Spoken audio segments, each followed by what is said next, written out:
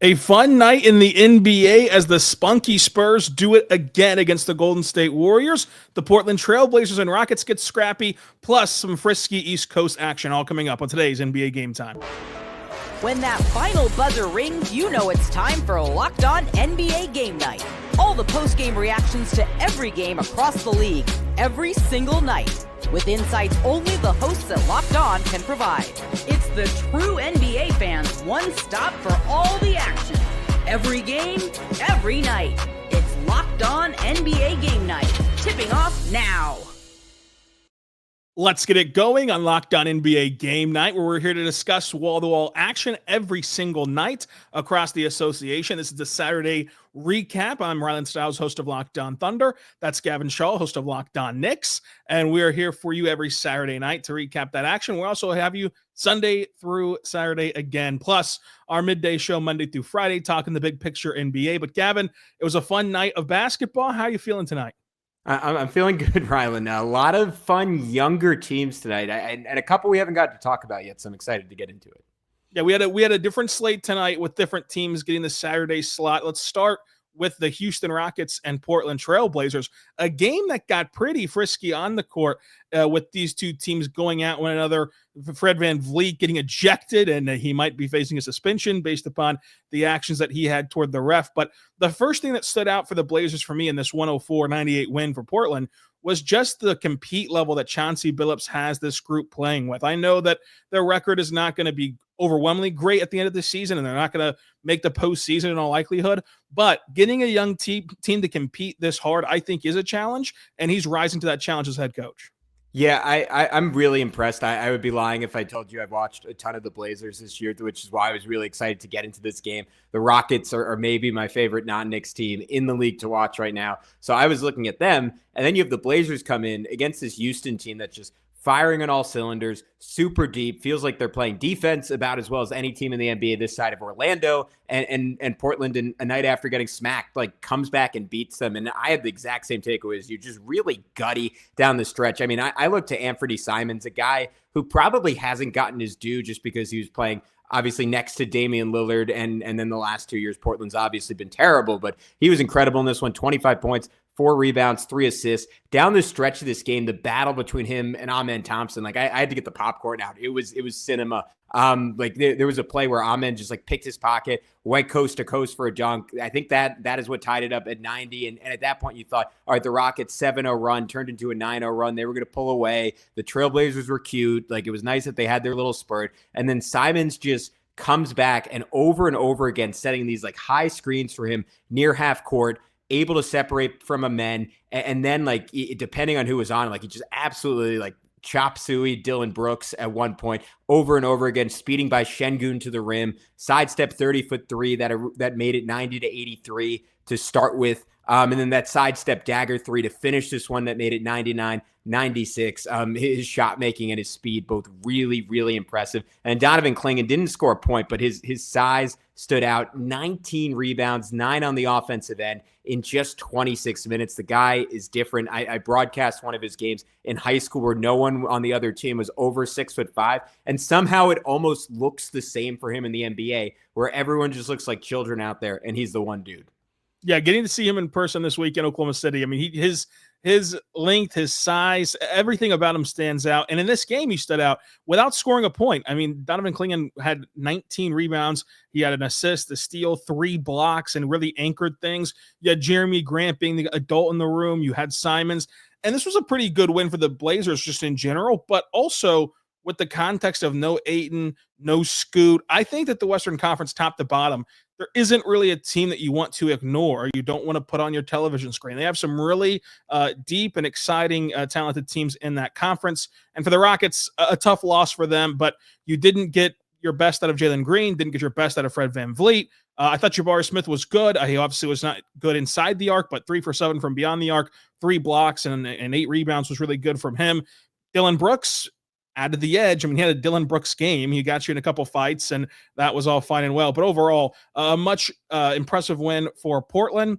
And we go from one young team to another with the San Antonio Spurs, who you and I were both in on before the year began, of like them being a frisky team, and they get a 104-94 win over the Golden State Warriors as Victor Wembanyama comes back and he is able to hand the Warriors a loss with 25 points, 9 assists, 7 rebounds, 1 steal, 3 blocks.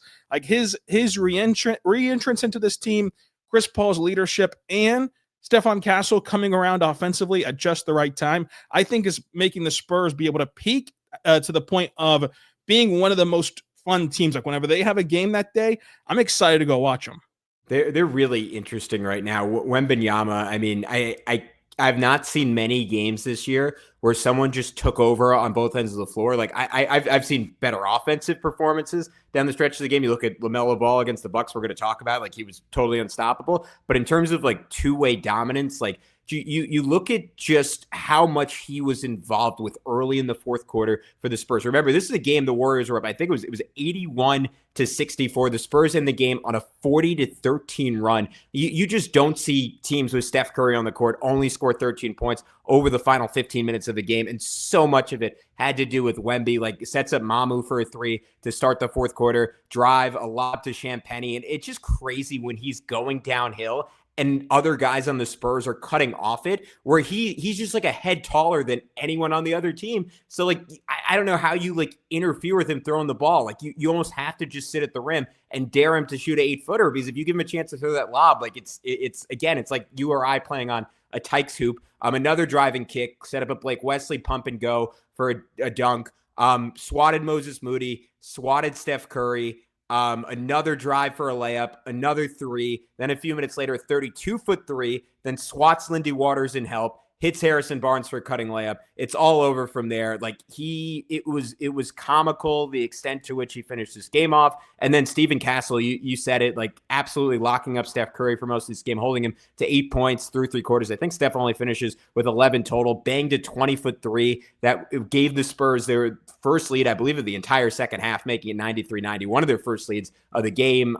Such an impressive duo. And Chris Paul wasn't like an insane night for him, but he has been playing at a level I didn't think he still had in him. Like he is dramatically beter than he was last year on Golden State. And the Spurs role players are filling in, and they're playing beautiful basketball right now.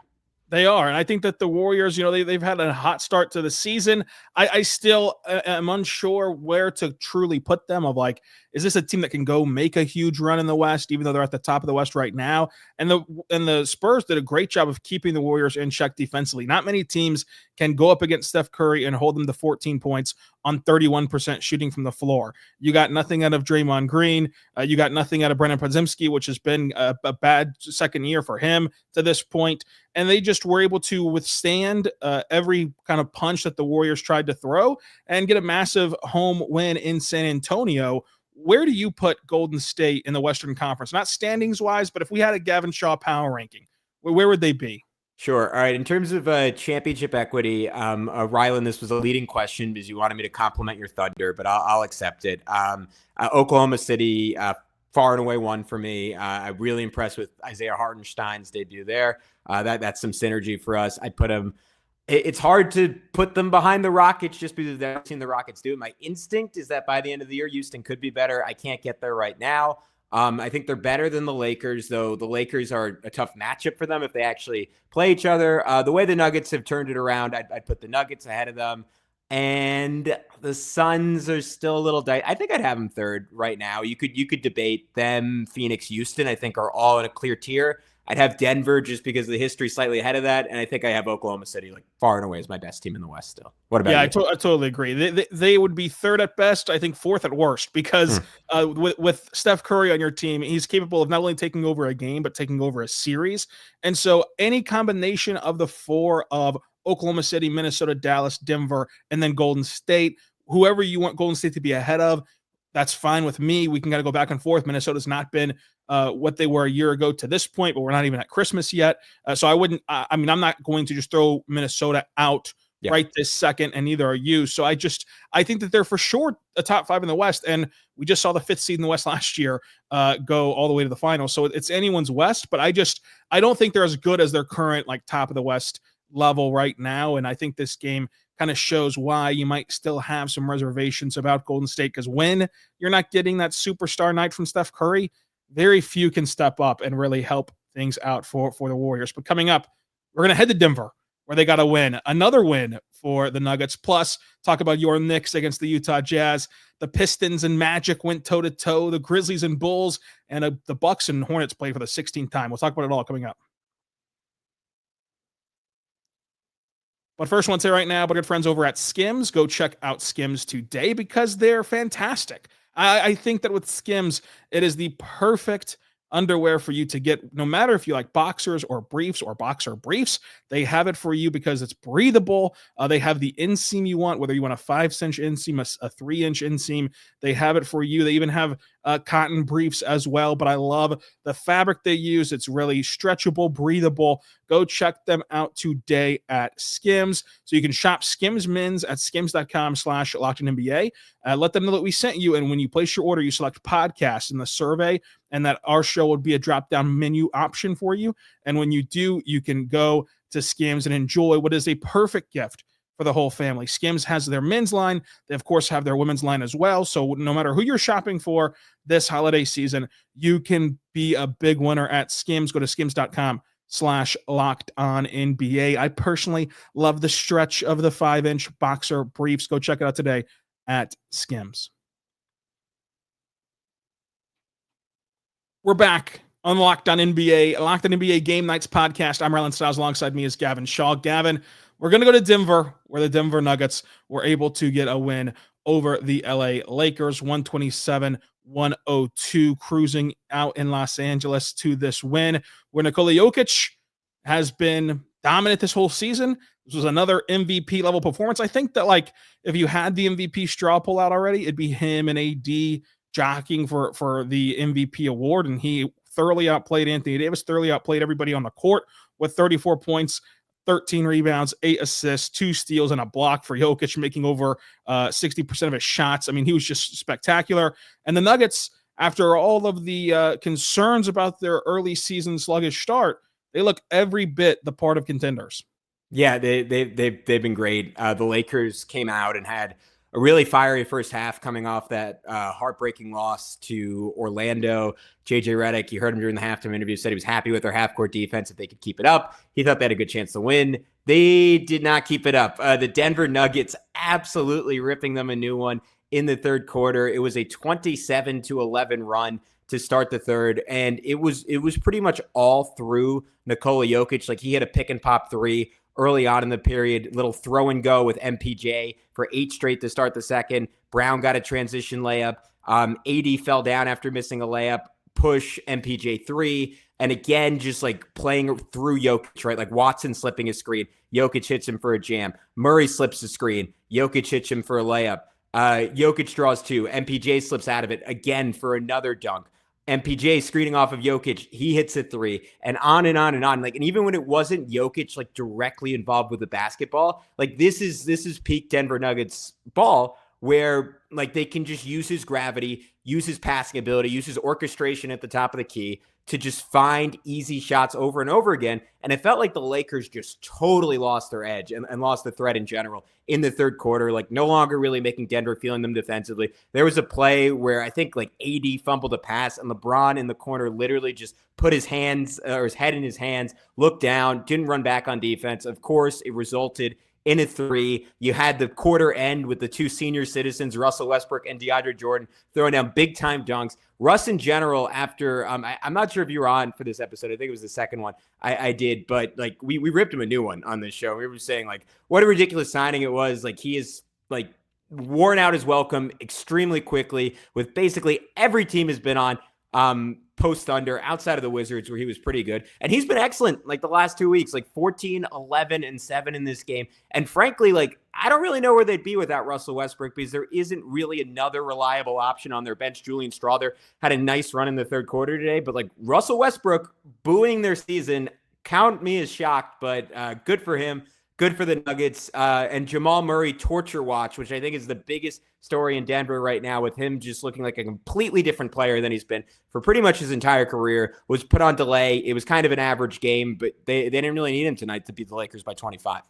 Yeah, it was an average game from Murray, and these are kind of the things of why I don't have the Nuggets as like the number one in the West, even though they have the best player, which is historically what you need to win a title, is the best player, one of the best players in the world, and they do have that in Jokic. But if you don't get the 7 for 7, 2 for 2 Christian Brown game, and you don't get the Michael Porter Jr. game, then you're kind of left looking around at like, hey, this was a pretty average Jamal Murray game, which it's seeming more and more like the quote unquote average Jamal Murray game is just who Jamal Murray is now, like even at his best. But hopefully for the Nuggets, he can find that all-star level gear that he once was playing at.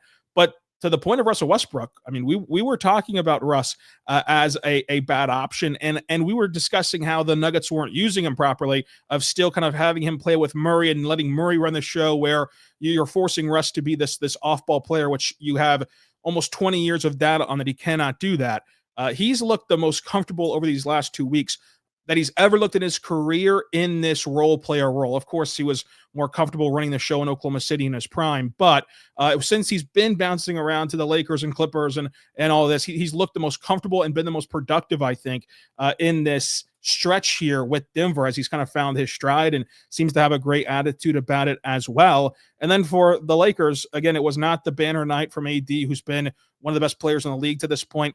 LeBron still gave you 18 points, but you mentioned that third quarter kind of took the wind out of their sails to keep going. Dalton Connect didn't have a 50,000 point third quarter in him like he did earlier this week to keep hope alive. And so I just think that this game was a tale of the third quarter and a tale of whoever threw that punch, I think, was going to get the win, and Denver was able to do it. And I think it's just hard for the Lakers to withstand punches. And that's why I don't have them in that group that we listed off in the last segment of the Warriors and the Nuggets and the Timberwolves and the Mavericks and the Thunder. Like, to me, if you can just get out on the Lakers, they're not going to be one of these teams that are scrappy and can come back on you. They just don't have that extra juice once you've depleted them. Yeah, it's very similar to the Knicks, who we're going to talk about in 5 minutes. They're the other giant supermarket team that played this day.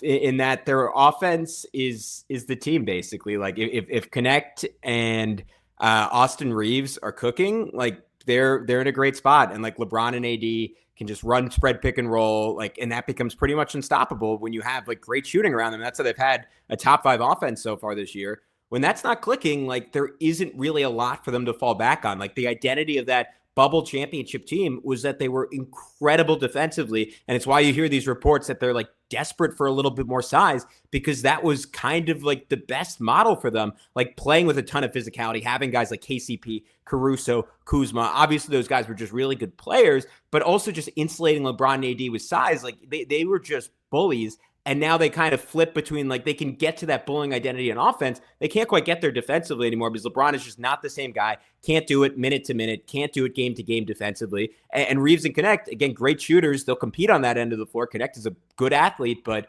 like, it's just not really the same style that it was. And if LeBron and AD have off games as well, like, you get a 25-point beatdown against a Denver team that's been really good, but has obviously played a lot of close games this year. This is like pretty easily, I think, the Nuggets' best win of the season.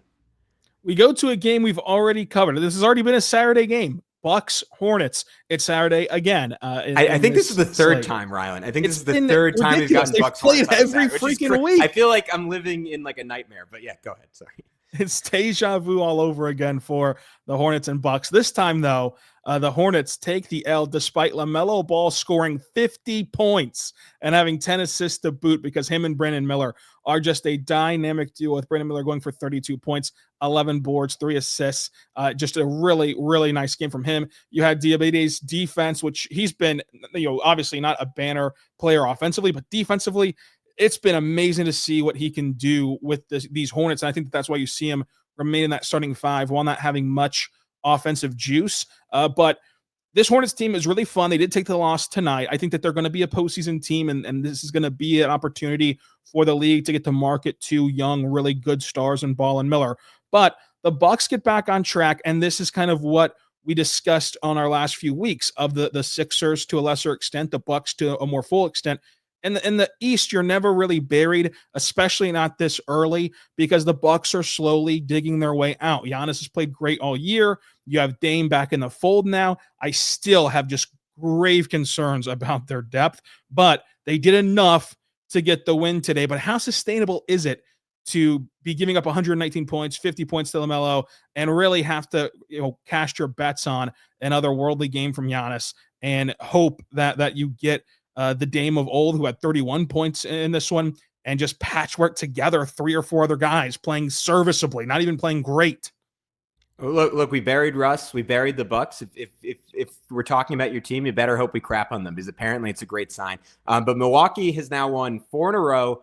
To your point, 5th seed in the Eastern Conference. They were up 105-88 in this one. Felt like it was over, and then it seemed like LaMelo Ball either scored or hit Brandon Miller on a lob or on a bounce pass for a layup, like 15 straight possessions to end the game. Like he was just on a heater. If they had an extra 4 minutes, like who knows, maybe they pull this out. But I'm looking to Giannis. You said Anthony Davis was your second guy for MVP. Giannis is like just a step below Nikola Jokic for me, putting up a career high 32 points per game, had a 25-point quarter this week against the Chicago Bulls. I don't know if this was him being petty or just because he takes the shot a lot, but the shot he missed last week to lose against the Hornets, that the Hornets play-by-play guy was like, I can't remember if he said, "That's great defense," or if he said, "That's a good shot for us." It was one of those two. He made a bunch of them in the second quarter, those like long twos just inside the arc. So that was kind of fun. Giannis is petty like that, so I think it might have been intentional.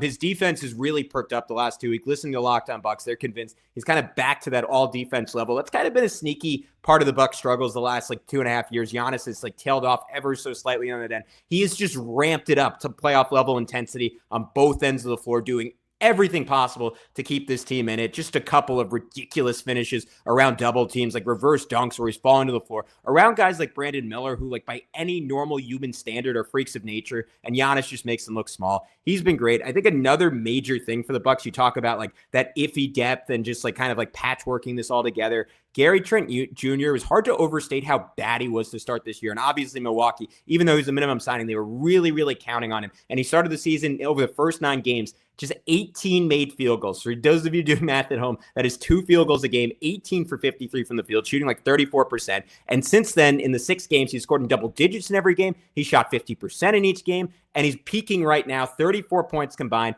10 of 15 from 3 the last 2 games. You throw in someone like AJ Green, who's shooting well and playing really solid defensively. Brook Lopez, another guy I buried, turning it up on both ends of the floor. His defense has perked up. Offensively, he was solid enough in this one. Taurean Prince has been making shots for them. So they're getting just enough. I want to see what it looks like with Chris Middleton. Again, I don't put this team in like a tier with like what I think is a pretty clear-cut top 4 in the East, with Boston and Cleveland in one tier and the Knicks and the Magic in the next tier. But Milwaukee, I think, could get to that second tier.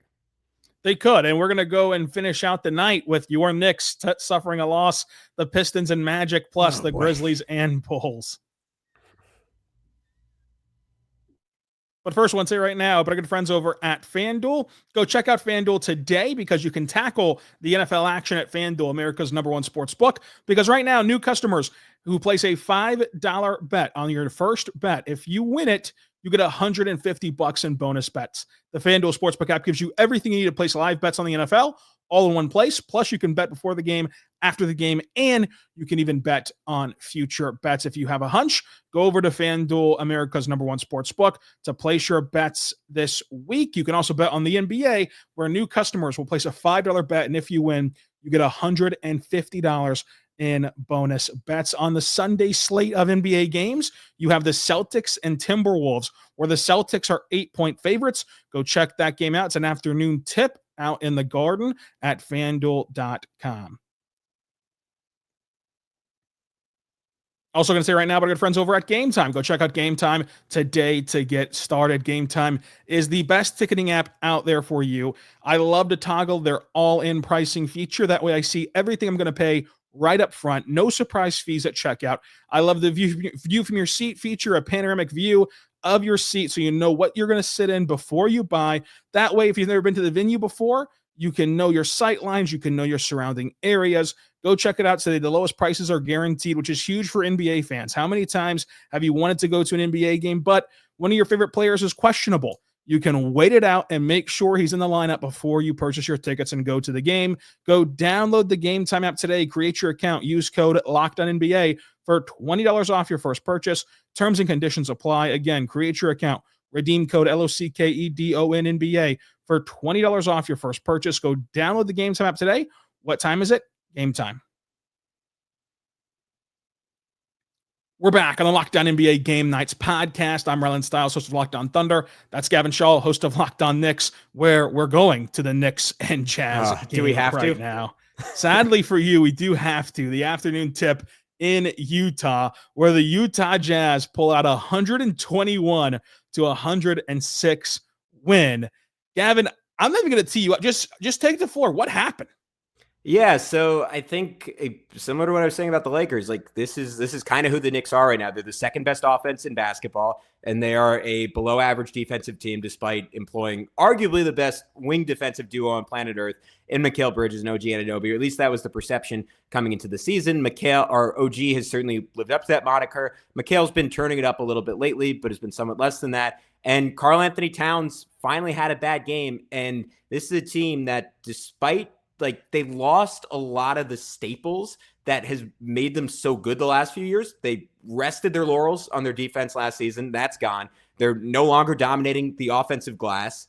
They do not force a ton of turnovers, which hasn't necessarily been a thing under Tibbs, but last season they were 13th. This year they're just 28th. Basically, the only thing they do really well is score incredibly efficiently, which, you know what, gets you a long way. It got them a 4-game winning streak. It got them to the 4 seed in the East. But on a night where they didn't score incredibly efficiently, they didn't shoot like the second best shooting team in basketball, this is what could happen. Like the Utah Jazz could come out and kick their butts. And Karl Anthony Towns was just 6 for 19 in this game. And you go through like the Knicks track record this year, like they just have not been a great team. They've beaten one team over 500, and it was the Suns without Kevin Durant and without Devin Booker. They put together stretches offensively that make you think this could be a championship caliber team, but I still have real questions about here's the shooting is not a guarantee every night. You know, this is a Thunder guy. You have a great defense. You can bring that every single night, and you are going to have long runs of consistency. The Knicks are prone to bad shooting nights that just completely tank them.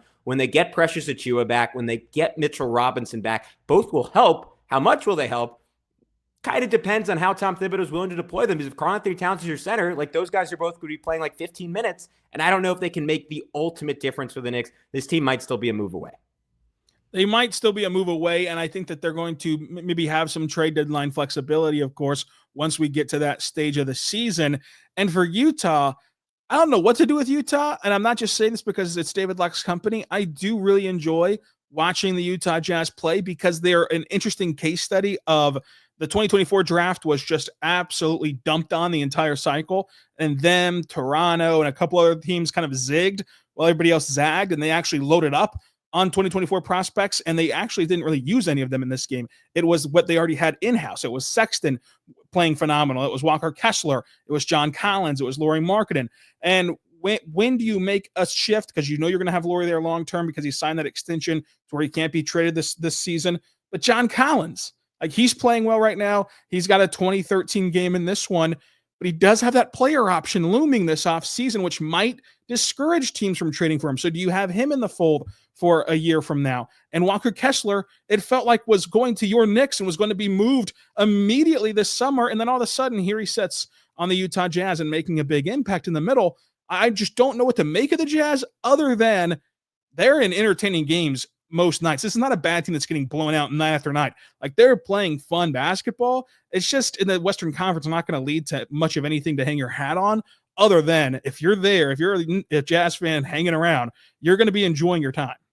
No, I mean, the nights they shoot well, they're really hard to beat. When you get Kessler healthy and on the floor like he was, and you have him at 7'2" is one of 4 or 5 best shot blockers in the league. You have Lowry, you have John Collins at 6'9", you have Colin Sexton just being the single most annoying player in the NBA. That is a lot to deal with. And then someone like Johnny Juzang comes off the bench, hits 4 threes. That can change the tenor of a game when you can actually punish Jalen Brunson for putting him on the weakest player on the floor. And like the Jazz did a really good job ensuring like, hey, the Knicks were going to live and die with their 3-point shooting. This has been a Knicks team that's been incredibly accurate from three, has not been one of the highest volume 3-point shooting teams in the league. They shot 51 threes. And you look at Karl Anthony Towns, 1 for 9, Jalen Brunson, 2 for 9, Mikal Bridges, 1 for 7. Like if Utah, you're insulating the middle and like it becomes a rock fight and the Knicks rocks aren't landing. Sorry, this is a long analogy. Utah's going to pull out some games. So really impressive effort from them. I would assume this is their best win of the season. And they're tough out at home. Check out Locked On Jazz because I just don't know what to make of them. I like a lot of their individual pieces. I think that they've nailed their coaching hire. I don't know when they're going to zig, when they're going to zag, when are they going to try to compete, when are they not trying to compete. It's just a fun team to follow with Danny Ainge at the helm, as most Danny Ainge teams are whenever he's in charge of your operations. But now we go to Orlando, where the Magic were looking fire in their City Edition uniforms and got a win. This is Philip Rossman, Wright, the host of Locked On Magic here as the Orlando Magic defeat the Detroit Pistons 111-100. And this is a game that you expect the Magic to win. Right? You know, the Pistons playing without Cade Cunningham, a team that's better but struggling still. This is a game you expect the Magic to win, but a young team learning how to win has to learn how to take care of their business too. It may not mean very much. We may not even think about this game when we get to the end of the season, but these are the kind of wins that show that a team is maturing. The Orlando Magic are a maturing team. They are a team that went to the playoffs last year. And now, especially with Paolo Banchero out, they have to continue to prove that they can win games over and over again, win games in any style. The Magic were not perfect. They turned the ball over a lot. They made a lot of mistakes, but they made enough plays over the course of a game, and they always had the confidence they were going to win. The Pistons got the lead down to 1 in the third quarter. The Magic did not blink. This is what we call a professional win in the business, and the Orlando Magic took care of their business at home once again. The Magic do take care of business for this game. And as Philip mentioned, still without Paolo Banchero, which I think has been interesting to watch the Magic, who, when Paolo first went out, they were abysmal. I mean, they couldn't score the ball. They were disconjointed. And now they're not only staying afloat, but they're rising up in the East. What do you make of Orlando, and kind of what do you envision for Orlando once you do get Paolo back?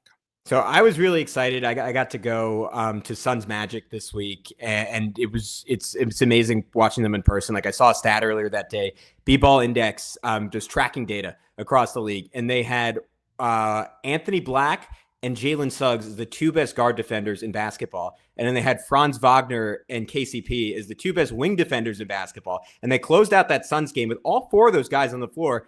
And Jonathan Isaac, who in my opinion is the best defender of those 5 players. So it's just, I don't know how you score on them when they get those kind of lineups out there. And then the biggest thing complementing that is like, obviously like the shot against the Lakers was the cherry on top, but Franz Wagner is playing like, not like an all-star for the first time in his career. He's playing like an all-NBA, probably second team, maybe first team type guy over his last 8 games now, 28 points, 7 assists, 6 rebounds. It's all flowing through him. And then they just have, I mean, they're kind of like Grizzlies East in that, like, they just keep pulling guys off the bench. And you're like, oh, wait, he's really good. He's really good. Like, Anthony Black has clearly taken another step. Tristan Da Silva was, like, guarding Devin Booker and doing a really good job early in that game. And then, like, going at him on the other end. Like, he's athletic. Like, he can shoot the basketball. We mentioned Isaac. Like, he'll give you just 20 minutes of terror on any given night. Jalen Suggs has clearly taken another step shooting the basketball. That's proven to be somewhat sustainable. Goga Bitadze, like, is someone who I never thought of as like a long-term NBA starter. And he didn't have a particularly good game today, but like against the Suns, like he looks super athletic, like running the floor, really strong, very expressive. Like he's fun to watch. Gary Harris is somehow still around. Mo Wagner has random 20-point games. Like it is just a deep, multifaceted, mean team. And like the one thing I forgot to mention about the Knicks that like I think like gets in my head more than anything else, you just never feel them defensively. Like they're not physical, they're not in your face. Orlando is the total opposite. Right now, if you asked me to do an Eastern Conference power poll, obviously the Knicks probably still have a higher ceiling. I don't see how you could put the Knicks ahead of the Magic. Like I think Orlando is just clearly a better team right now. Orlando is playing good basketball, even without Carter and Banchero, and will end the night by going out to Memphis to hear Locked On Memphis Grizzlies talk about their win over Chicago in the United Center.